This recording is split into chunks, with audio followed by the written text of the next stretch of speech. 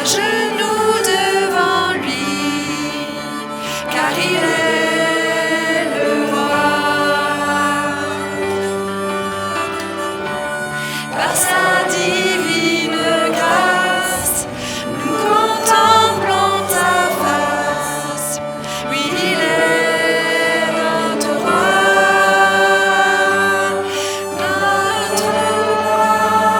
le roi des cieux.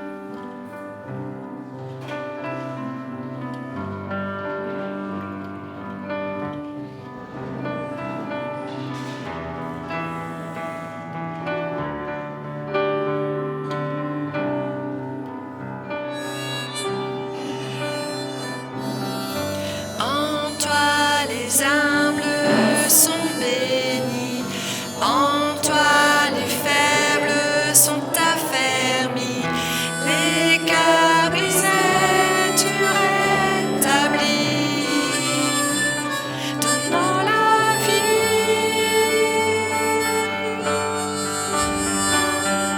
Cet amour qui peut libérer, cet amour qui peut restaurer, nous appelle par notre nom. Tu nous appelles par notre nom. Ce Dieu qui créa tout l'univers, ce Dieu qui va mourir au calvaire, nous appelle par notre nom. Tu nous appelles par notre nom.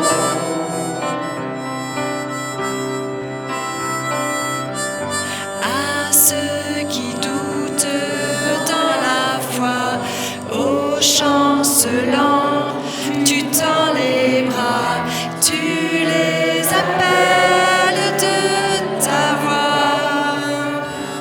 Venez à moi. Cet amour qui peut libérer, cet amour qui peut restaurer, nous appelle par notre nom. Tu nous appelles par notre nom. Ce Dieu qui créa tout l'univers, ce Dieu qui va mourir au calvaire, nous appelle par notre nom. Tu nous appelles par notre nom. Cet amour qui peut libérer, cet amour qui peut restaurer, nous appelle par notre nom. Tu nous appelles par notre nom. Ce Dieu qui créa tout l'univers, ce Dieu qui va mourir au calvaire, nous appelle par notre nom. Tu nous appelles par notre nom. Oh, oh, oh, oh, oh, oh, oh.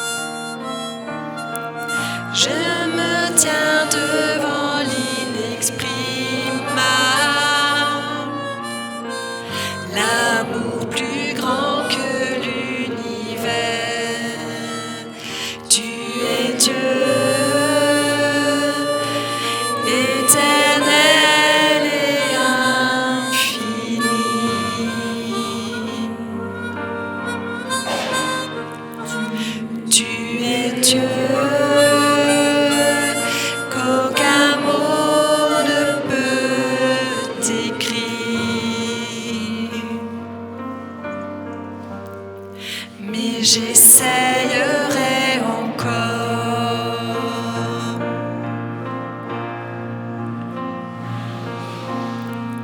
Qui saurait dessiner ta grandeur? Qui pourrait dire ta beauté? Des millions d'anges louent ta splendeur, mais tu te plais à m'écouter.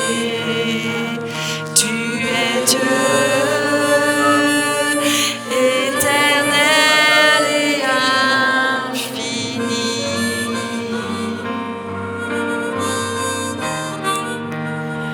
Tu es Dieu, qu'aucun mot ne peut décrire. Oh, tu es Dieu, éternel et infini.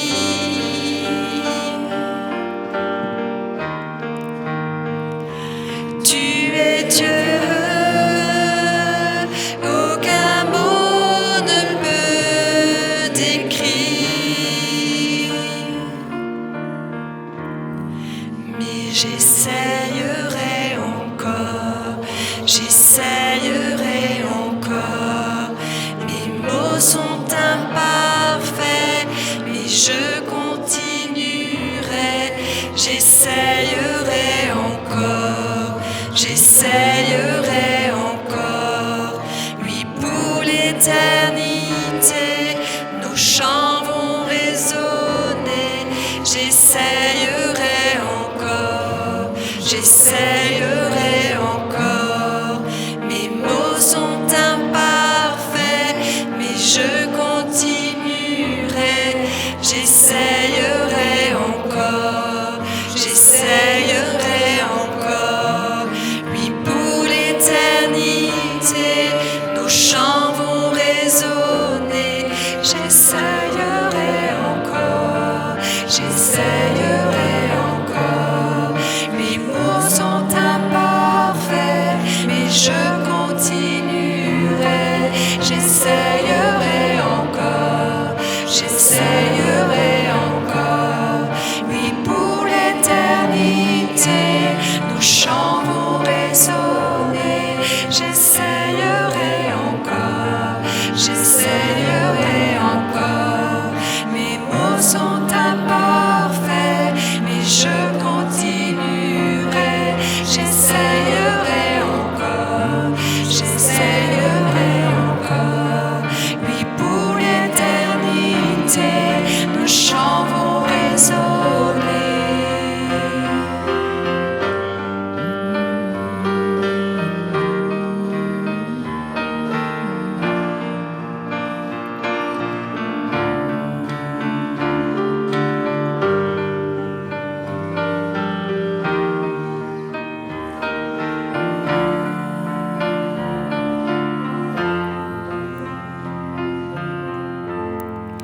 Mais j'essayerai encore, j'essayerai encore. Mes mots sont imparfaits, mais je continuerai. J'essayerai encore, j'essayerai encore. Oui, pour l'éternité, nos chants vont résonner. J'essayerai encore, j'essayerai encore. Mes mots sont imparfaits, mais je continuerai. J'essayerai encore, j'essayerai encore. Oui, pour l'éternité, nos chants vont résonner.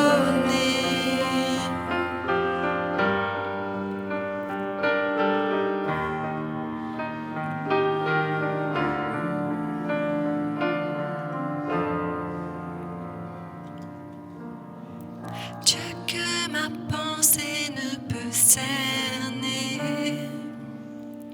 mes mots s'épuisent à te saisir. Mais quand je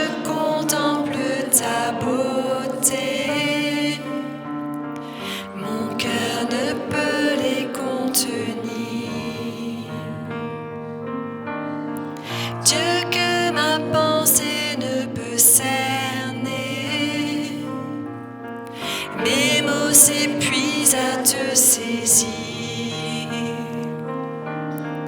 Mais quand je contemple ta beauté, mon cœur ne peut les contenir. Mais j'essayerai encore, j'essayerai encore. Mes mots sont imparfaits, mais je continuerai. J'essayerai encore, j'essayerai encore. Oui, pour l'éternité, nos chants vont résonner.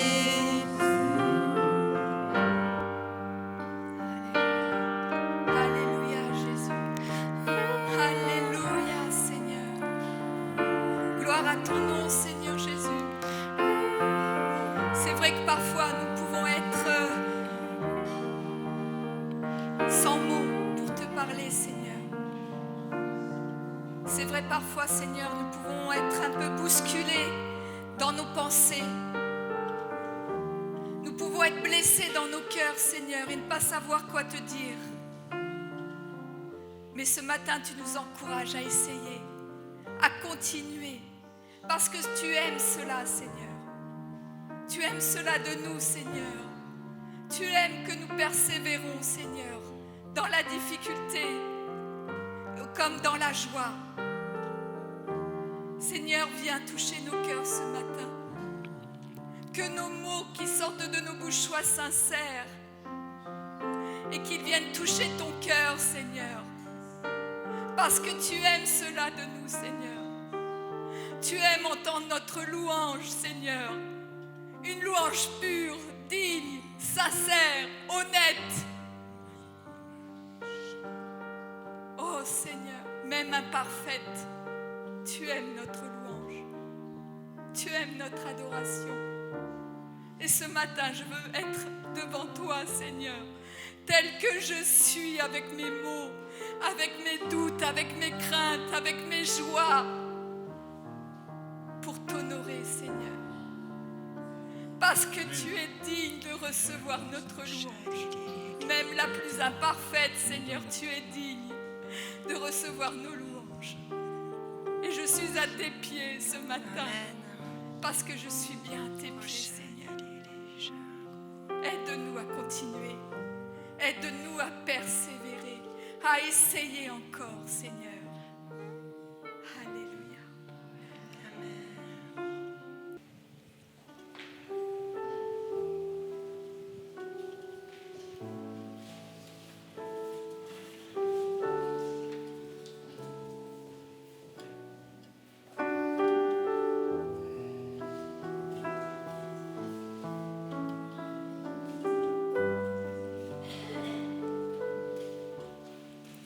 Tu es le Créateur,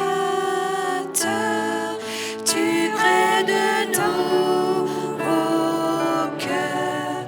Tu es le Créateur, tu es Seigneur. Nous sommes ta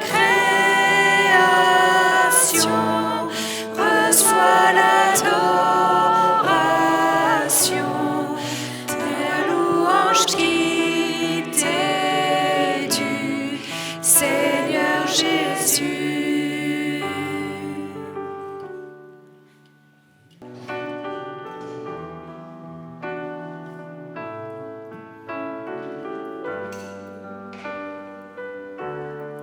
Tu es le Créateur,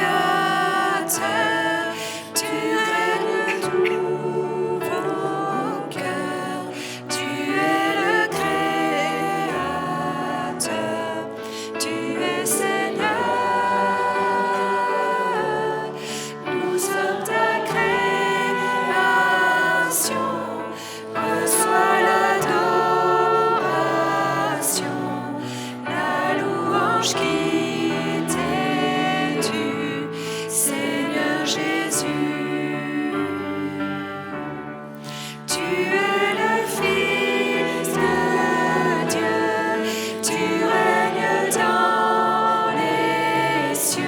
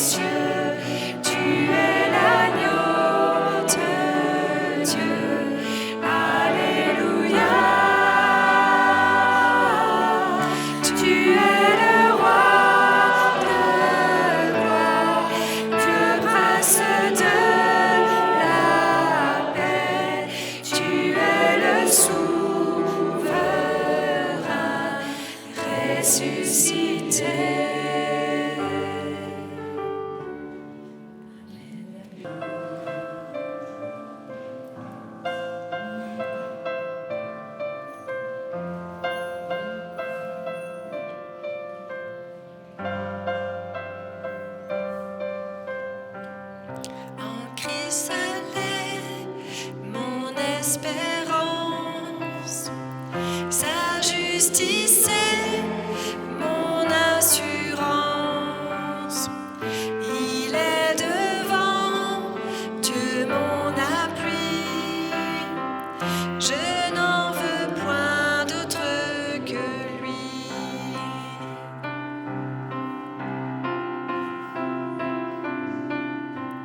En Christ elle est mon espérance.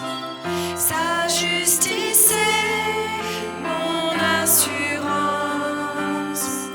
Il est devant, Dieu mon appui. Je n'en veux point d'autre que lui. Jésus-Christ, mon rocher, ma confiance, c'est en son amour. Dans l'orage, il est Dieu, Seigneur de tout.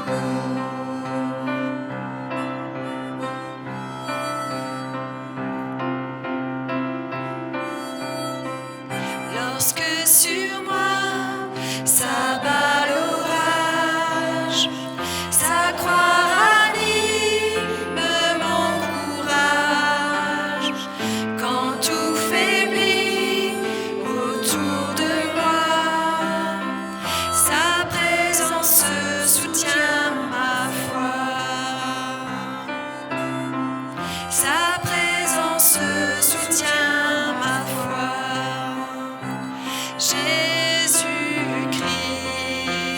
mon rocher, ma confiance est en son amour. Dans l'orage, il est Dieu, Seigneur de tout.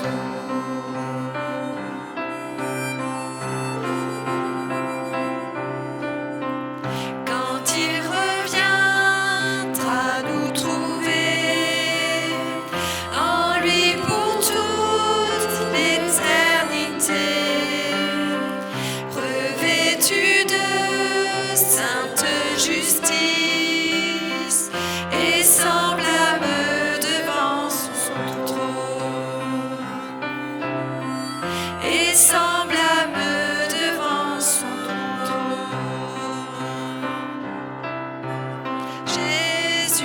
Jésus-Christ, mon rocher, ma confiance est en son amour.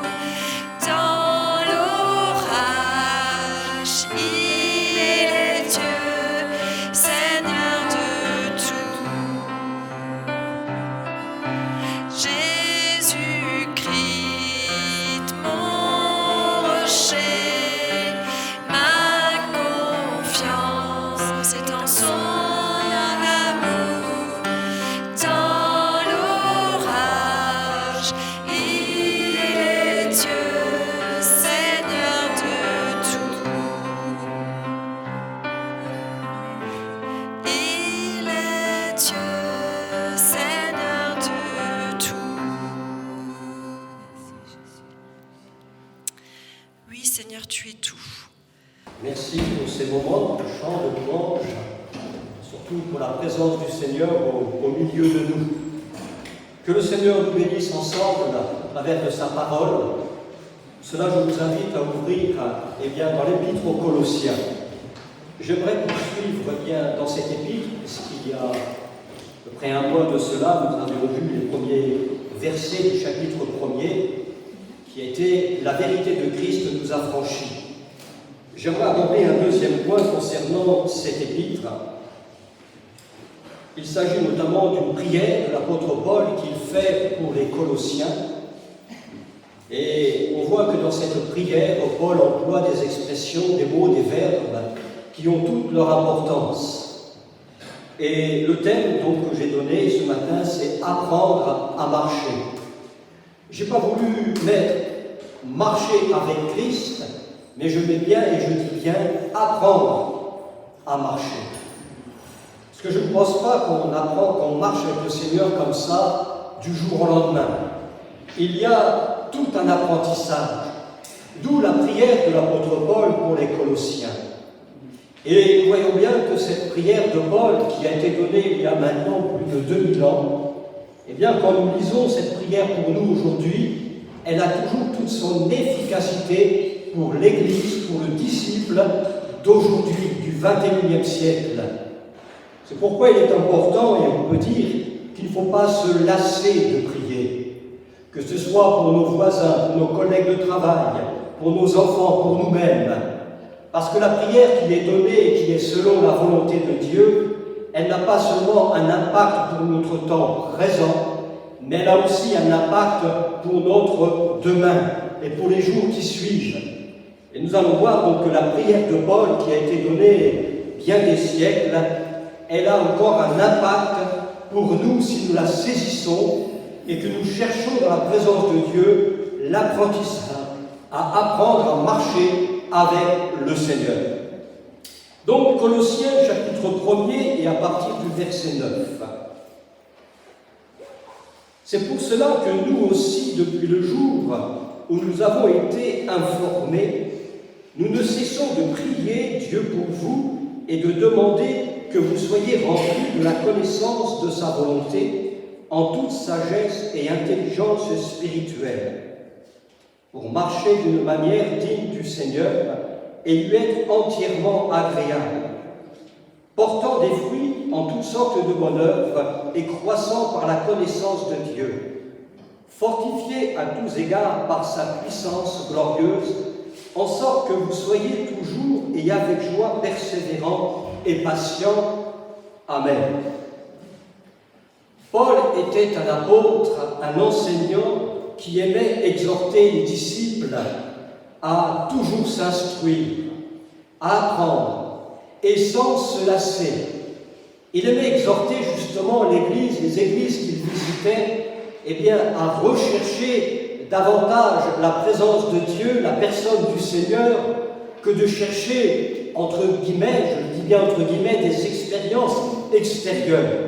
Je dis cela parce que un jour j'ai eu l'occasion de donner qu'il fallait davantage chercher le Seigneur que les miracles, et il y a eu des réactions négatives, des retours. Peut-être que je me suis fait mal comprendre. Croyez que je crois à 100%, à 200% aux miracles, aux guérisons. C'est encore pour aujourd'hui. Mais vouloir chercher ces choses sans la présence de Dieu dans nos vies, je m'interroge, est-ce que ce sont vraiment des miracles qui viennent de Dieu?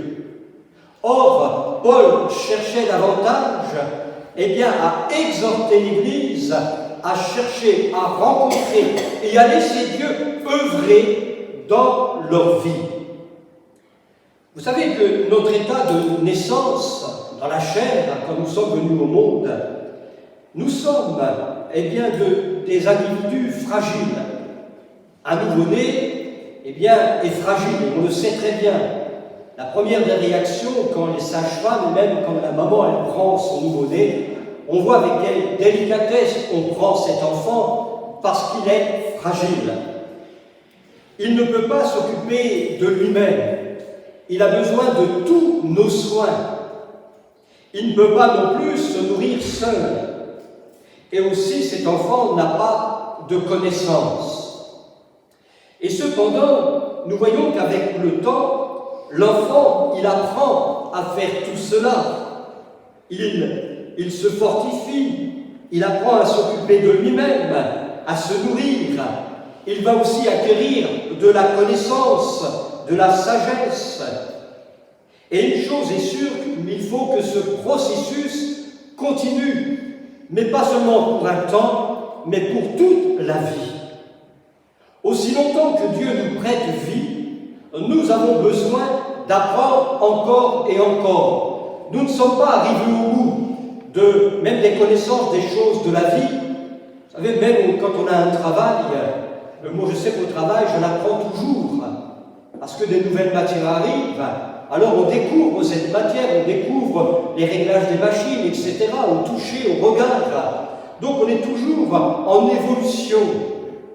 Eh bien, sur le côté spirituel, lorsque nous naissons de nouveau, après avoir été convaincus de péché, avoir reçu le Seigneur Jésus, et que Dieu a fait ce miracle d'une vie nouvelle en lui, eh bien, dans ce processus, c'est la même chose. Nous apprenons à nous fortifier, nous apprenons à nous occuper de nous-mêmes, à nous nourrir, et nous allons acquérir aussi de la connaissance. Aussi loin que je peux aller en arrière, quand je me suis converti, je connaissais rien de la personne de Dieu, rien de sa parole. Et s'il fallait faire un tour de chaise, je pense que vous étiez dans le même cas, vous avez été convaincus de péché, vous vous êtes convertis, mais vous vous êtes rendu compte que nous avions besoin d'apprendre à connaître la personne de Dieu, à connaître son Fils, à connaître sa parole, à connaître aussi l'œuvre de la croix. Je me suis aperçu que concernant l'œuvre de la croix, nous limitons cette œuvre à dire que Jésus est mort sur la croix pour nos péchés et point final. Mais l'œuvre de la croix, c'est quelque chose encore de bien plus large, de bien plus profond. C'est la manifestation de la justice de Dieu. C'est la manifestation de la sainteté de Dieu aussi. C'est la manifestation aussi du pardon de Dieu, parce que le pardon n'est pas seulement un acte sentimental, c'est un acte juridique. Et on découvre toutes ces choses, eh bien, dans la marche avec le Seigneur. Mais nous avons besoin de découvrir et d'apprendre. Alors le verset 10, l'apôtre, dans sa prière, il dit ceci: pour marcher d'une manière digne du Seigneur et lui être entièrement agréable. En effet, au commencement de notre vie chrétienne, notre marche était quelque peu bancale, puisque nous ne connaissions rien. On avait au contraire tout à découvrir, tout à apprendre. Et la prière de Paul, eh bien, c'est que maintenant nous arrivions à marcher d'une manière digne du Seigneur. Marcher, bien sûr, cela signifie ne pas faire du surplace. C'est un pas devant l'autre. Marcher n'est pas courir. Je prenais tout à l'heure l'exemple, eh bien, de la naissance d'un enfant. Eh bien, l'enfant, quand il commence à marcher, d'abord, il faut qu'il apprenne à se tenir debout. Mon épouse, qui est assistante maternelle, on a des bouts de chou. C'est toujours marrant de les voir. Au début, ils sont allongés, après ils se mettent assis, après ils se mettent debout. Quand ils se mettent debout, on a l'impression qu'ils ont bu un verre de vin. Ils sont un peu dans tous les sens. Mais ce qu'il y a de marrant, c'est quand ils commencent à faire leur premier pas, c'est qu'eux, ils veulent marcher, ils veulent courir avant d'apprendre à marcher. Alors c'est comique parce qu'ils se font des nœuds avec les jambes. Enfin, nous, on rigole, mais pas toujours eux quand ils tombent. Mais c'est une évolution, ils apprennent. Et souvent, quand on découvre le Seigneur, on a tendance à vouloir aller plus vite que le temps. Mais nous avons besoin d'apprendre à marcher. Et qui dit marcher, donc, c'est avancer. Ça nous parle aussi de développement. Mais la marche ici, puisqu'il parle d'une manière digne, c'est une façon aussi de se conduire. La marche n'est pas seulement avancer, un pas après l'autre, mais dans notre comportement, cela nous devons l'apprendre. C'est une conduite dans notre vie, mais c'est aussi régler notre vie, et à cause non seulement parce que je suis chrétien, mais à cause de Christ. Paul précise bien d'une manière digne du Seigneur. Et si nous avons besoin donc de progresser dans notre manière de vivre, c'est à cause de lui, parce qu'il est venu en chair, mais il est mort sur la croix pour nos péchés, mais il a aussi donné sa vie pour que nous puissions passer de la mort à la vie, et que nous arrivions, eh bien, à lui ressembler. Et comprenons bien cela, que la prière de Paul, c'est pas simplement une vie de progression, mais c'est aussi un changement d'attitude, de manière de vivre, de voir les choses, de raisonner, de parler à cause du Seigneur.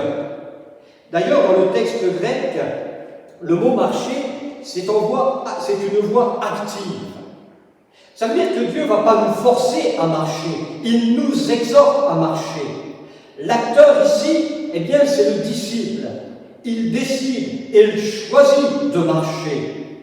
Et la question qu'on peut se poser, c'est est-ce que nous voulons marcher? Et donc, quand Paul prie pour que nous puissions avoir une marche digne du Seigneur, c'est que nous devons, nous, réaliser cette action. C'est pas toujours Dieu, aide-moi à marcher. Bien sûr qu'il nous donne les moyens, les capacités, mais rien ne se fait si moi je ne collabore pas avec lui. Si je ne lui démontre pas, je suis décidé maintenant à changer, à marcher, à me prendre en main. Et dans la mesure où j'ai cette démarche personnelle de dire je le veux, eh bien le Seigneur lui va mettre en route tout le processus que moi je ne peux pas faire, mais que lui va faire. Même si tout est possible à Dieu, il fera l'impossible dans ma vie. Mais ce qui est possible pour moi, c'est à moi de le mettre en action. La prière de Paul, c'est pas Dieu va vous faire marcher, mais il nous invite à nous prendre en main et à réaliser cette action. On peut prendre un exemple. Lorsque vous connaissez cette scène de l'Évangile où Jésus a marché sur les eaux, sur une mer déchaînée, et Jésus marche sur cette eau. Les disciples qui sont dans leur barque, quand ils commencent à voir quelque chose arriver vers eux et qu'ils aperçoivent que c'est une silhouette, ils commencent à paniquer, pris d'angoisse, et ils s'imaginent de voir un fantôme. Jésus s'approche suffisamment de près et leur dit, mais arrêtez de paniquer, soyez en paix, c'est moi. Et Pierre, lui, va dire, si c'est toi, ordonne que j'aille vers toi sur les eaux. Et Jésus répondit, viens. Pierre marcha sur les eaux. Le verbe qui est employé ici pour Pierre, c'est le même mot qui est employé pour Paul aux Colossiens. Marche. Et l'invitation de Jésus quand il lui dit « Viens », eh bien justement il l'invite, maintenant il dit « Si tu veux venir vers moi, il y a une chose à faire, il va falloir que tu marches d'une manière digne de ma personne. Regarde, je marche sur des éléments déchaînés. Alors il va falloir que tu marches pareil, comme moi. Mais comment? Dans la foi. Dieu n'est-il pas le créateur du ciel, le créateur de la terre, le créateur des eaux? Et nous voyons que Jésus, le Fils de Dieu, qui est aussi créateur, il marche sur sa création. Et le formidable exemple ici qui est donné, c'est que cette façon de marcher digne du Seigneur, c'est de marcher comme lui, quels que soient les éléments qui se déchaînent. Jésus a la puissance de tenir devant les éléments, et la marche auquel nous sommes appelés, c'est à marcher comme lui sur des éléments même en furie. Combien même la mer se déchaîne, et la mer se déchaîne autour de nous, il suffit d'écouter les informations, il y a de quoi s'inquiéter, entrer dans des crises d'angoisse. Eh bien, Jésus invite son Église à marcher comme lui sur ces éléments. Mais de la mesure où on commence à détourner nos regards sur celui qui est le principe de la vie, le principe de notre foi, alors Pierre a coulé, parce qu'il a détourné ses regards. Il a regardé ce qui se déchaînait autour de lui, il a commencé à paniquer et il a coulé. Jésus l'a-t-il laissé couler? Non. Il lui a tendu la main. Il l'a sorti de cet élément. Mais il lui a fait ce reproche, homme de peu de foi. Pourquoi as-tu douté? Voyez-vous, la prière de Paul aurait été un excellent exemple pour Pierre. Pierre, comme vous et moi, avait besoin d'apprendre à connaître la personne de Jésus. Apprendre et à connaître, à marcher comme Jésus lui-même a marché. Quels que soient les éléments qui nous frappent, l'épreuve, la maladie ou autre, Jésus, il marche en paix, il marche et il te demande, eh bien, viens, marche malgré ces éléments, parce que je suis le créateur de toutes choses. celui qui est capable, eh bien, d'apaiser cette mer déchaînée qui t'environne et qui peut-être t'étreint à la gorge, dans l'angoisse, dans le stress. N'a-t-il pas dit ensuite un jour à la mer, tais-toi, fais silence, et la mer a obéi, et le calme est revenu. Et on peut dire ici que Pierre, finalement, n'a pas su marcher d'une manière digne du Seigneur. Il a dû apprendre, comme nous devons aussi apprendre. Marcher d'une manière digne du Seigneur, ça veut dire quoi? C'est marcher avec une vie qui a du poids. Si ma vie elle est digne comme le Seigneur le demande, ma vie a du poids. C'est-à-dire, elle va marquer mon entourage. Il y a certaines biographies des hommes de Dieu sincères et équilibrés, bien sûr, qui a marqué leur génération, ou auxquels on peut parler même encore de ce qu'ils étaient comme hommes de foi. Parce que leur vie était réglée sur la vie du Seigneur. Et leur vie était vraiment marquée, elle avait du poids. Parce que comme on va dire, gloire au Seigneur, ça veut dire quoi? Ça veut dire que la gloire de Dieu, elle a du poids, elle a quelque chose de valeur. Ma vie pèse-t-elle aux yeux du monde? En réalisant cela, moi je me pose toujours la question, personnellement, même au sein de mes enfants, de mon épouse, de mes voisins où j'habite, de mes collègues de travail, est-ce que ma vie a-t-elle du poids au point où ils sont capables de dire, lui a quelque chose de particulier? Si je venais à leur parler du Seigneur, leur dire je suis chrétien, pourrait-il me dire oui, ça se voit? Ou alors, oui, si tu es chrétien, il y a des choses. La question, elle se pose tout de même. Et quand Paul nous dit de marcher d'une manière digne du Seigneur, c'est pas simplement dire que je suis chrétien, mais il faut que extérieurement, ma vie, elle se remarque. Ce n'est pas une vie d'ici-bas qui se développe, mais c'est la vie du ciel. Nous sommes des êtres humains qui doivent apprendre à vivre dans ce monde en tant qu'êtres spirituels. Et nous devons apprendre à vivre dans ce monde, mais avec la vie de Dieu. Vous êtes plus de ce monde, je vous laisse dans le monde, d'accord? Mais je vous laisse dans ce monde afin que vous puissiez montrer cette vie d'en haut. Cette vie que Dieu nous accorde dans sa grâce en Jésus-Christ, cette vie nouvelle que nous avons reçue, eh bien, par grâce, nous devons donc lui être agréables.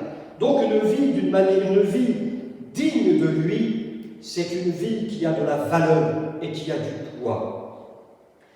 Au verset 9, dans la prière de Paul, il nous dit « Rempli de la connaissance de sa volonté en toute sagesse et intelligence spirituelle. » Il y a ici trois mots qui est intéressant. C'est tout d'abord le verbe « remplir ». Si tout à l'heure le verbe « marcher » c'était une voie active, c'est-à-dire c'était à moi de réaliser l'action, ici il est clair que je ne peux pas me remplir des choses tout seul. Ça c'est une action de Dieu. C'est pourquoi ici la voie elle est passive, c'est-à-dire humainement parlant je ne peux pas. Donc je subis par contre l'action que Dieu veut accomplir dans ma vie. C'est lui qui nous remplit. Mais pour cela, il me faut quand même être en attitude de recevoir. Il ne me faut pas être partout à la fois, être distrait dans toutes choses. À un moment donné, il faut savoir s'arrêter et attendre. C'est pourquoi c'est une voie passive. Parce que là, je deviens non pas, je dirais, l'acteur, mais je deviens plutôt un admirateur, un spectateur de l'œuvre que Dieu accomplit dans ma vie. Un exemple, les disciples qui étaient dans la chambre haute, Jésus leur avait dit, maintenant vous allez m'attendre à Jérusalem, vous attendez. Ça veut bien dire, ne vaquez pas à toutes sortes d'activités, vous attendez. Mais est-ce qu'ils ont attendu les bras croisés, les doigts de pied en éventail? Non, ils étaient quand même dans la prière, dans la louange. ils s'entretenaient certainement des choses de Dieu, des enseignements de Jésus, mais ils étaient dans une attente. Et que s'est-il passé? Dieu est intervenu, il est entré en action, et ils ont tous été baptisés du Saint-Esprit. Et la prière de Paul, eh bien, c'est qu'il demande à Dieu que nous soyons remplis. Il demande à Dieu maintenant, remplis chaque disciple. De quoi? De la connaissance.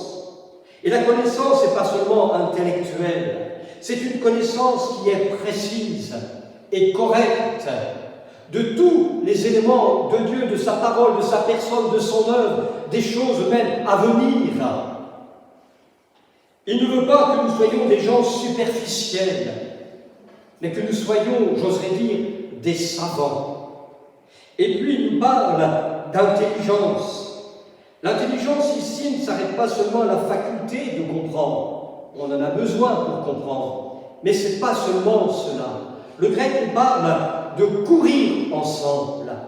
On voit donc dans cette connaissance, le fait d'être rempli, nous sommes remplis donc de connaissances, on se tient debout, on marche, mais maintenant on sent qu'il y a comme une vitesse supérieure lorsque nous commençons à comprendre.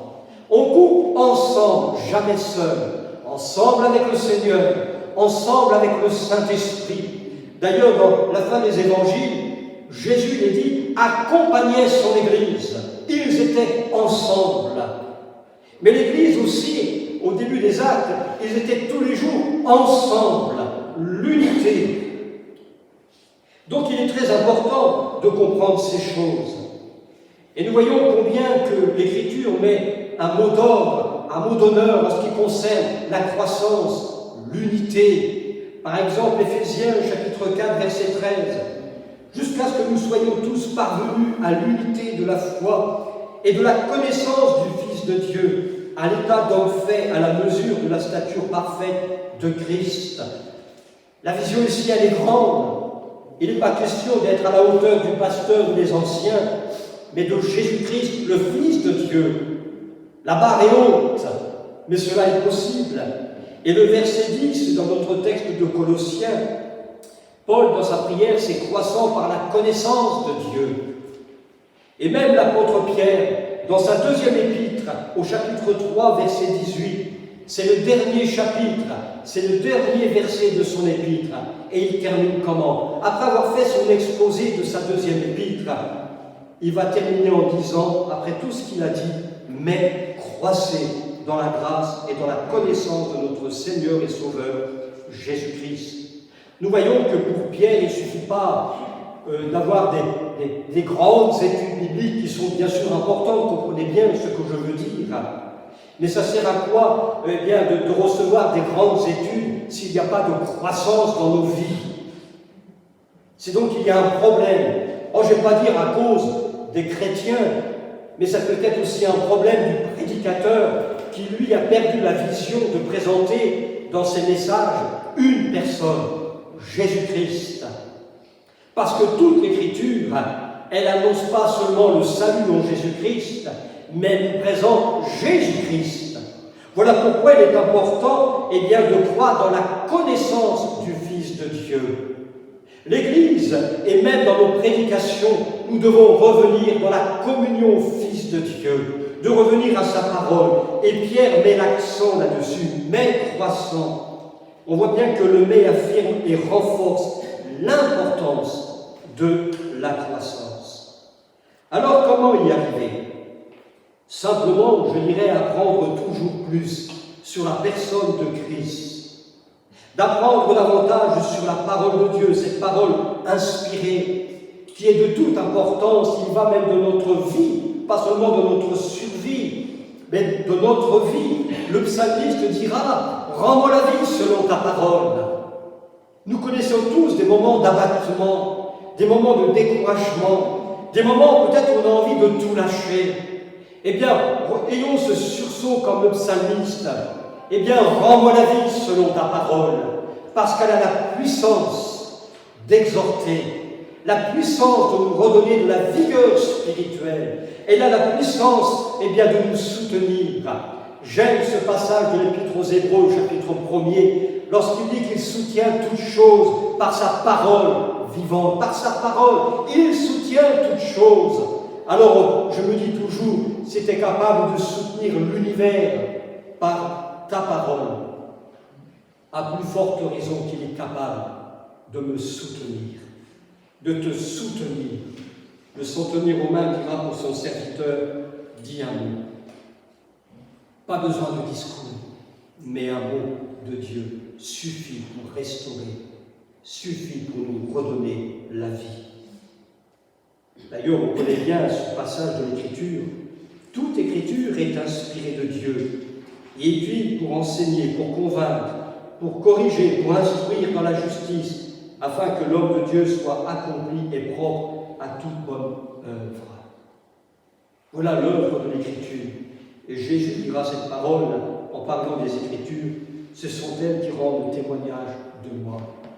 On veut connaître Jésus, eh bien lisons, revenons à l'Écriture.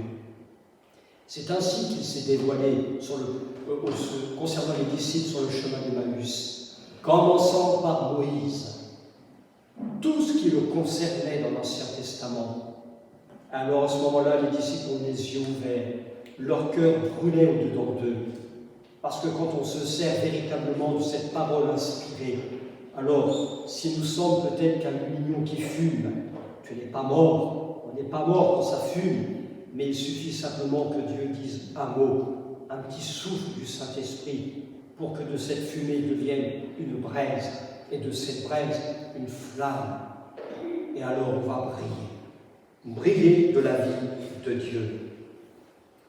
Il nous faut bien sûr aussi expérimenter une intimité avec Christ. Je pense que nous avons compris que le christianisme n'est pas en premier lieu une recherche intellectuelle, dans le sens où on veut à tout prix emmagasiner la connaissance. Je n'ai rien contre les écoles d'instituts théologiques, mais je veux dire par là, si c'est seulement pour apprendre le grec, l'hébreu, mais s'il n'y a pas d'intimité avec Christ, c'est bien, mais est-ce qu'il ne manque pas l'essentiel? Il manque la personne de Christ. On peut très bien avoir la lettre, mais Paul dit bien que la lettre seule, elle tue, mais c'est l'esprit qui vivifie. Il nous faut les deux. Il nous faut la lettre et il nous faut l'esprit. L'Écriture, c'est l'épée de l'esprit. Je ne peux pas séparer l'un de l'autre. D'ailleurs, on voit bien que Jésus, qui est la parole faite chair, dans l'Écriture, on ne voit jamais de séparation entre l'Écriture et Jésus. Quand on pose une question au Seigneur, c'est toujours « Mais vous n'avez pas lu, il est écrit ». Les apôtres également ont pris le même principe. Il est écrit. Ils reviennent et ils amènent toujours l'auditoire, toujours à l'Écriture. Alors le christianisme ne doit pas être une recherche intellectuelle, parce que nous savons très bien le mal que cela peut occasionner dans les vies. On peut tuer plutôt que d'exhorter. Et quand il y a l'Écriture et l'Esprit, alors on exhorte, on édifie, on console. Il y a la vie de l'Esprit. L'Esprit donne vie à la lettre. Le disciple n'est pas seulement quelqu'un qui sait des choses sur Christ. Même les incroyants sont capables de vous parler de Christ parce que soit ils ont été dans leur jeunesse au catéchisme ou dans d'autres écoles, mais sans pour autant avoir eu une véritable nouvelle naissance. Mais le disciple est quelqu'un qui est entré dans une intimité avec Christ, qui connaît Christ, qui est sensible à sa présence. Nous avons, je crois, un bel exemple, c'est dans Acte 9, et au verset 10, nous lisons ceci dans Acte 9, verset 10. Or, il y avait à Damas un disciple nommé Ananias. Le Seigneur lui dit dans une vision, Ananias lui répondit, me voici, Seigneur. Ce qui m'a surpris dans ce verset, tout d'abord, c'est que puisque l'Écriture est inspirée, eh bien le Saint-Esprit n'a pas voulu simplement dire il y avait à Damas un homme nommé Ananias. Mais le Saint-Esprit met un point sur un mot. il y avait un disciple nommé Ananias. Au travers déjà de cette petite phrase, l'Esprit nous pousse à dire voilà ce qu'est un disciple. C'est un homme qui est toujours en connexion avec le ciel. Il n'est pas, comment dire, j'ai perdu le mot, un fanatique. Vous savez, vous avez des gens, ils ont toujours des visions, qu'ils aient les yeux fermés, ouverts ou mi-ouverts, ils dorment, ils mentent. C'est toujours Dieu m'a dit, j'ai eu des visions. Non. Cet homme, on voit, c'était un homme dont tout son être était tourné vers celui qui l'avait sauvé. Et le disciple, c'est cela. Notre vie, elle est là-haut. On vit ici-bas, mais on est branché quand même au ciel. C'est ce qu'on appelle être spirituel. Mais ce que je remarque également, c'est que Ananias ne dit pas « T'es qui, toi qui me parles? Dévoile-toi, présente-toi. » Mais il va lui dire « Me voici, Seigneur. » Un homme qui a su reconnaître la voix du bon berger. Un homme qui sait reconnaître les choses de Dieu. Quand on a cette intimité réelle avec Dieu et que le Seigneur vient à notre rencontre, alors on a ce discernement de savoir si c'est la voix de Jésus ou si c'est la voix de quelqu'un d'autre. Ananias est un disciple, est un exemple pour nous.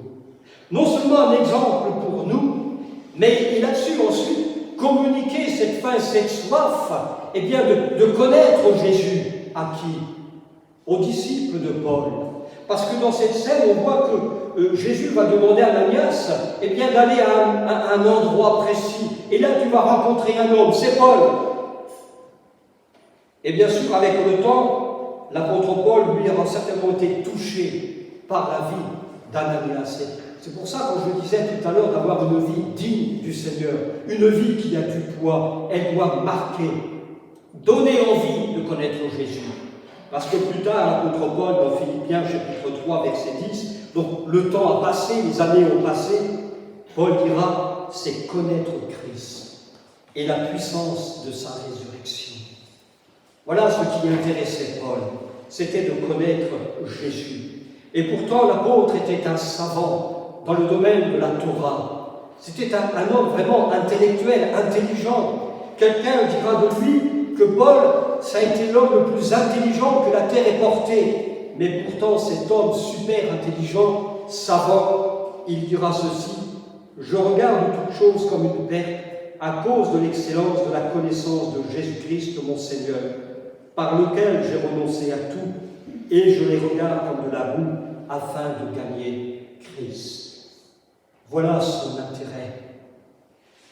Bien sûr, ça ne veut pas dire de se cultiver. Je dirais, je pense ne pas exagérer en disant cela, que le disciple de Jésus, nous devrions être les hommes les plus cultivés de la terre.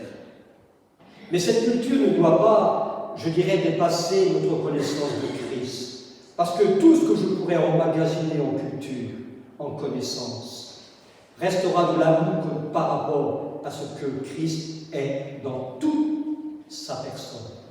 Et Paul l'avait très bien compris. Il ne s'appuyait pas seulement sur sa propre connaissance, mais son intérêt à lui, c'était de connaître Christ. Et bien sûr, marcher, c'est aussi porter du fruit, il le dira au verset 10, portant des fruits et toutes sortes de bonnes œuvres. Alors, la Bible parle de plusieurs fruits, fruits de lumière, etc. Mais n'oublions pas qu'un jour, l'Église comparaîtra devant le tribunal de Christ. Et devant ce tribunal, eh bien, chacun aura à répondre de sa vie ici-bas, de ce que nous aurons fait, de toutes les prédications que nous avons entendues et entendues encore et encore. Eh bien, devant le tribunal de Christ, la question, c'est qu'allons-nous lui apporter? Paul dit bien, portant des fruits, pas seulement pour ici-bas, je dois en porter pour ici-bas, mais l'objectif, ça va bien plus loin. C'est qu'au jour où nous serons devant le tribunal de Christ, que vais-je lui apporter? Vous savez que apporter l'étymologie, c'est être enceinte. Un disciple de Jésus, eh bien, il enfante des œuvres. C'est d'abord intérieur. Le fruit de l'esprit, Galates 5, 22. Le fruit de l'esprit, ce n'est pas quelque chose d'extérieur d'abord, c'est d'abord intérieur. C'est quelque chose qui est semé et qui doit prendre de l'ampleur. Et il me semble, sans vouloir non plus dire que c'est le fruit premier que Jésus veut voir, mais c'est certainement l'un des fruits premiers que nous devons développer, le caractère de Christ. Si je développe Galates 5, 22 dans ma vie, alors tout le reste va venir. Je n'aurai aucune difficulté à secourir, à intervenir, à prier, à bénir, à avoir des paroles d'exhortation. Pourquoi? Parce que le premier de ce fruit, c'est l'amour. Et quand on aime, on ne dit pas de mal sur son voisin. On ne lui souhaite pas les mauvaises choses. Quand on aime même son chef d'équipe, aussi rude qu'il soit. Moi, je suis quelqu'un qui respecte pour rentrer de ramener. Demandez à ma femme, des fois elle me le dit. Quand elle me le dit, elle m'énerve. Parce qu'elle dit vrai. Parce qu'elle dit vrai. Ce qui prouve peut-être qu'il y a encore un peu de fierté et d'orgueil. Mais quand le fruit de l'esprit est là, eh bien on passe au-dessus, on reconnaît et on cherche eh bien, à développer le fruit de l'esprit. Parce que ce n'est pas les fruits, mais c'est bien le fruit. Et dans ce fruit, vous connaissez toute la série. Il ne suffit pas de demander au Seigneur, développe en moi la paix. Et puis quand j'aurai la paix, donne-moi la patience. Non, ça c'est un fruit déformé, qui n'est pas du tout équilibré. Il nous a donné le fruit. Et lorsque nous nous développons dans ce domaine, c'est tout l'ensemble qui se développe en même temps. Dieu est un Dieu équilibré. Vous savez, l'amour de Dieu n'est pas supérieur à la justice de Dieu, ou que sa justice est inférieure à sa sainteté. Dieu est un Dieu équilibré. Dieu est juste autant qu'il est saint, qu'il est amour, miséricordieux, bon. Il est équilibré. Dieu n'est pas un Dieu déformé, il n'a pas une tête comme ça. Les petits bras, vous savez, c'est comme les dessins des enfants. Quand il dessine papa, c'est un rond, un trait, et puis deux doigts. Tiens, c'est toi, papa. Bon, c'est bien, mon fils. Enfin, si je ressemble à ça, eh bien, des fois, on a cette image déformée de Dieu. Surtout quand on demande au niveau du fruit d'esprit, eh bien, développe l'amour, et puis quand je serai super amour, eh bien, je vais développer la joie. Non. C'est tout l'ensemble qui va en même temps. Et donc, c'est un fruit qui se développe au-dedans. Et c'est quand notre nature, elle est transformée. L'homme et la femme qui est née de nouveau. Elle a été en contact avec le Saint-Esprit, puisqu'elle était en contact et donc convaincue de péché. Si elle s'est repentie et abandonné ses péchés, alors la Bible nous dit c'est quelqu'un qui est en Christ, il est une nouvelle création. Et les choses anciennes sont passées et toutes choses sont devenues ou devenant nouvelles. Laissons le fruit de l'Esprit eh bien, se développer en nous. Il faut que le caractère de Christ prenne forme en nous et que notre vie ait du poids. Galates 4 et verset 19, Paul dira « Mes enfants pour qui j'éprouve de nouveau les douleurs de l'enfantement, jusqu'à ce que Christ soit formé en vous. » Christ n'était pas encore arrivé à maturité pour eux, mais soyons sincères avec nous-mêmes, ayons cette humilité de dire « Oui, la maturité de Christ n'est pas encore arrivée chez moi, mais il a besoin eh bien, d'être encore formé en nous. » Et voilà pourquoi la prière de Paul, de marcher d'une manière digne. Si je veux être digne, il faut que Christ soit formé en nous. Et former, ça veut bien dire, c'est quelque chose ou quelqu'un qui prend une forme par laquelle une personne, une chose frappe la vision.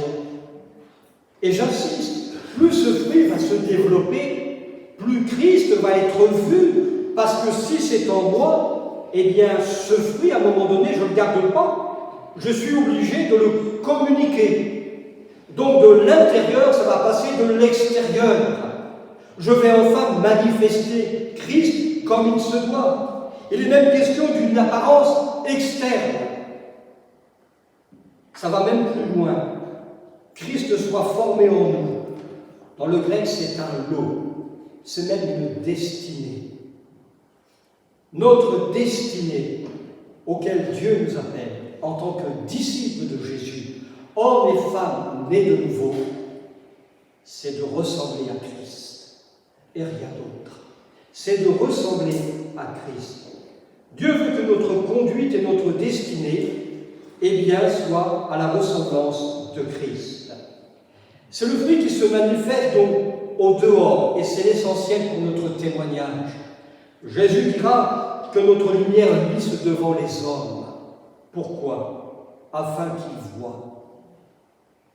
Ne soyons pas des gens secrets, mais prenons courage, parce que Christ est avec nous, et plus fort que même les obstacles, mais nous pouvons manifester cela.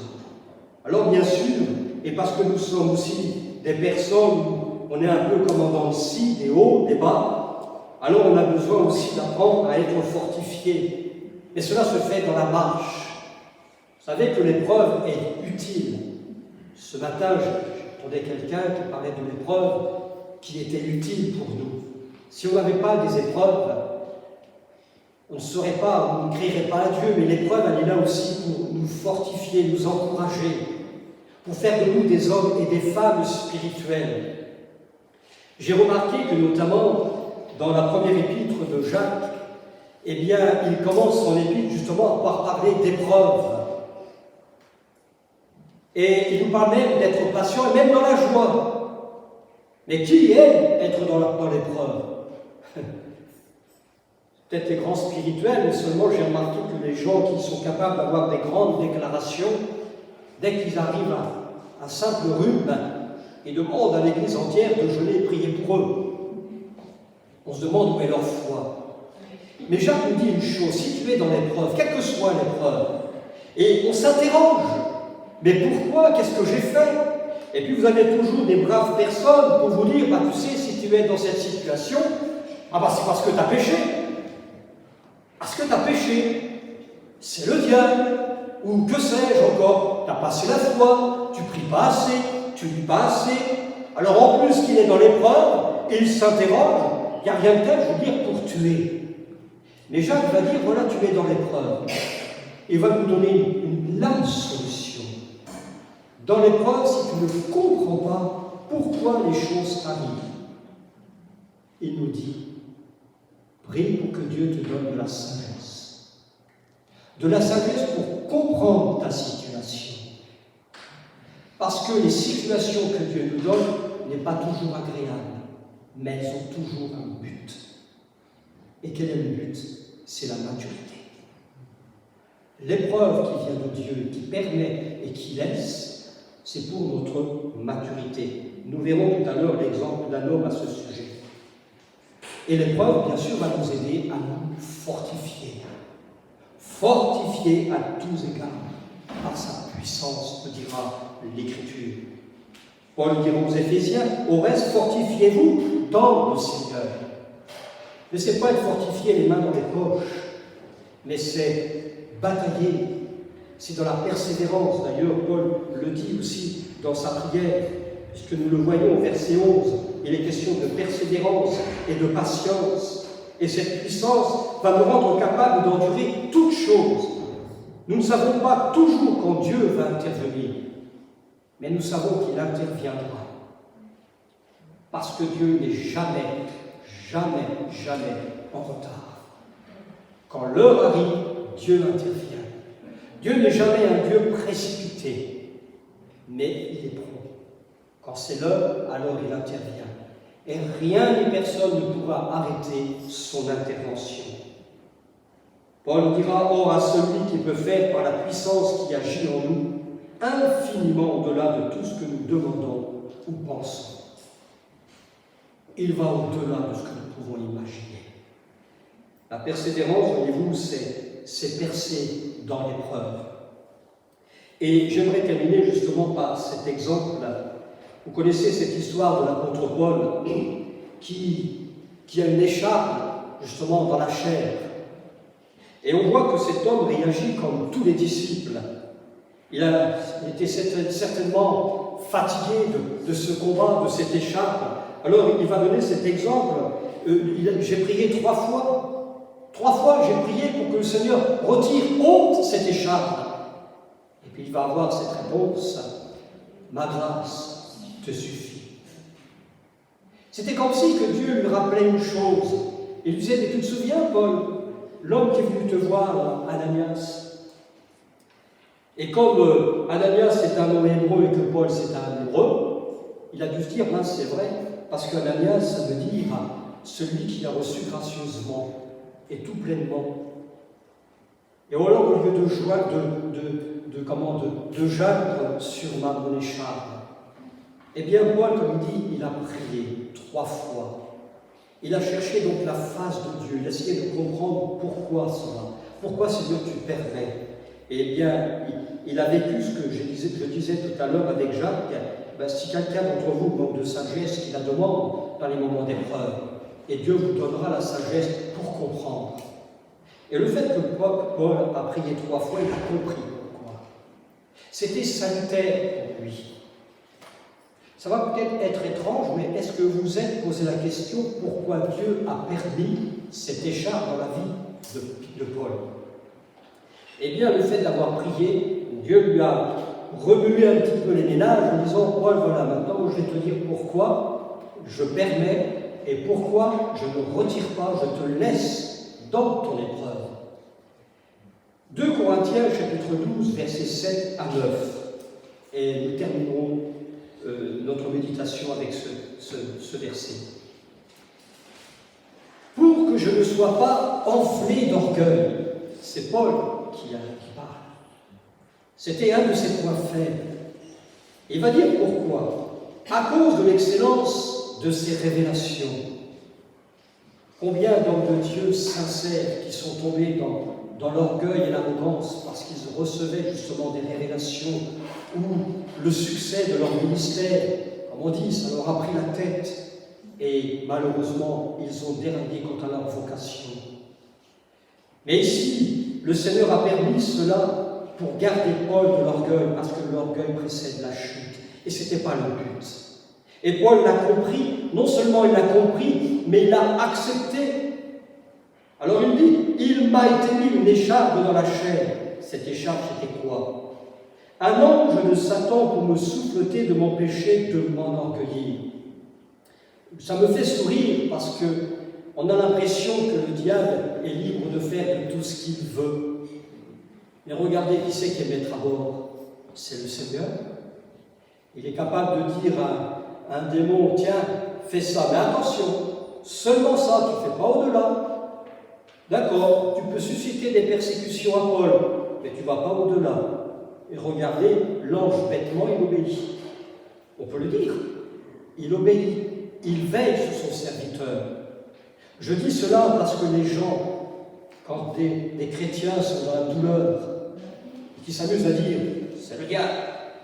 Et imaginez le drame, la catastrophe qu'on crée chez des gens qui souffrent, alors qu'ils ont besoin d'entendre certainement un encouragement, de dire: si tu es dans la souffrance, ça ne veut pas dire que tu manques de foi, ça ne veut pas dire que tu as manqué de prier, ça ne veut pas dire que tu as péché, ça ne veut pas dire que c'est le diable, mais arrêtons avec ça.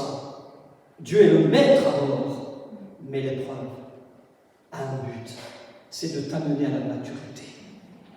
Ici, c'est un cas, bien sûr, je dirais, qui ne fait pas l'exception à la règle, mais Paul avait besoin de cela. Et Dieu se sert de cela pour garder son serviteur. Ça ne veut pas dire qu'il y avait un péché dans la vie de Paul. Non. Mais c'était pour son salut. 3 fois j'ai prié le Seigneur de l'éloigner de moi. Et il m'a dit: ma grâce te suffit. Ça rappelle un peu le nom d'Ananias. Car ma puissance s'accomplit dans la faiblesse. Je me glorifierai donc bien plus volontiers dans mes faiblesses, afin que la puissance de Christ repose sur moi. C'est pourquoi je me plais dans les faiblesses, dans les outrages, dans les calamités.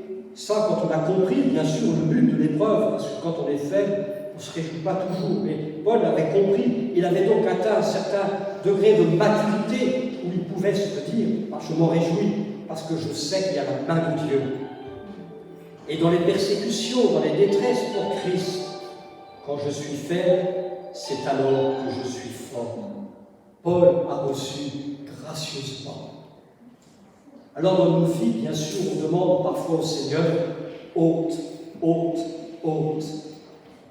Mais si nous demandons la sagesse pour comprendre, peut-être que nous allons comprendre que Dieu dira non, parce que c'est salutaire pour toi. Et c'est pourquoi nous avons besoin, et selon la prière de l'apôtre Paul, eh bien, c'est de revenir dans une profonde intimité avec le Seigneur, d'un retour à la parole de Dieu. Je dirais même d'un retour d'une communion sincère et vraie, eh bien, avec les frères et sœurs, avec l'Église. Parce que c'est là où coule, et Dieu ordonne sa bénédiction quand il y a l'unité.